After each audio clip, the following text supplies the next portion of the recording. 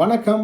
தமிழ் ஆகம வணக்கங்கள். ஆகம அறிஞர் வீர்பாபு நாராயண் பேசுகிறேன். ஒரு ஆகம பாடல் விளக்கம் தர நான் விரும்புகிறேன். அகம் புகுந்தான் அடியர்க்கு அருளாலே,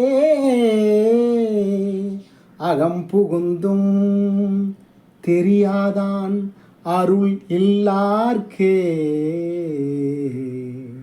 அகம் புகுந்தும் ஆனந்தமாகிய சிவமாய், அகம் புகுந்தான் நிழல் ஆனந்தமாமேன். இறைவன் வானத்திலே இருக்கிறான், பரம ஈஸ்வரன். அவன் சிவமாக உள்ளத்தின் உள்ளே வருகிறான். ஒவ்வொரு உள்ளத்தின் உள்ளே சிவம் இருக்கிறான் என்பதை உணர வேண்டுமென்றால் அவனுடைய அருள் வேண்டும். அதனால்தான் அகம் புகுந்தான் அடியர்க்கு அருளாலே, அகம் புகுந்தும் தெரியாதான் அருள் இல்லார்க்கே. ஒவ்வொருத்தவங்க உடம்பு உள்ளேயும் சிவம் இருக்கிறான், ஆனால் அதை உணரக்கூடிய பாக்கியம் அவங்க பெறலை.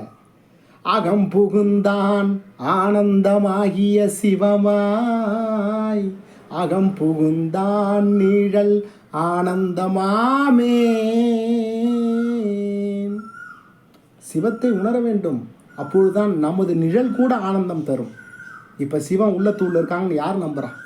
இப்போ உள்ளத்தூரில் என்ன இருக்குன்னா, இன்னொரு உப ஆகம பாடல் ஒன்று சொல்லுது. பன்றியும் பாம்பும் பசுமுசு வானரமும் தென்றி கிடந்த சிறுநரி கூட்டத்து குன்றாமை கூடி தராசின் நிறுத்த பின் குன்றி குறைய குறைக்கின்றவாறே. காட்டில் இருக்கிற விலங்குகள்லாம் உள்ளத்தின் உள்ளே எண்ணத்தின் வழியாக வந்து புகுந்து கொள்கிறது. எந்த விலங்கின் தன்மை அதிகமாக இருக்கிறதோ அந்த தன்மையின் ரூபமாக மனிதன் இருக்கிறான். உடலால் பார்த்தா மனுஷன்தான், குணத்தால் காட்டில் இருக்கிற விலங்குகள் தான் மனித உடம்பு உள்ளே இருக்குது.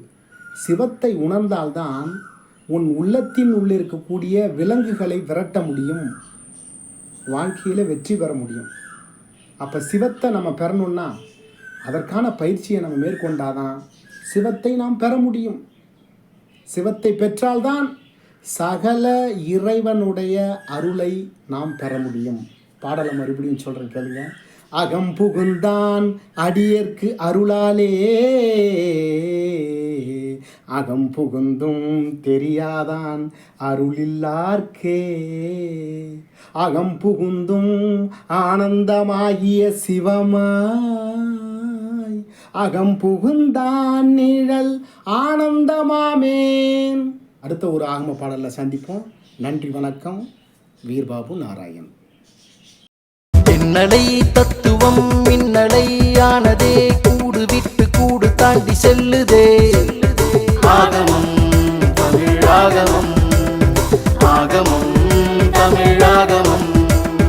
கண்ணுக்குள்ளே காட்சி ஒன்று கடந்து சென்றாலே, காதுக்குள்ளே செய்தி ஒன்று விழுந்து சென்றாலே, மேனியிலே தென்றல் வந்து தொட்டு சென்றாலே, சுவாசத்திலே நறுமணங்கள் வீசி சென்றாலே, புலன்கள் தூங்கும்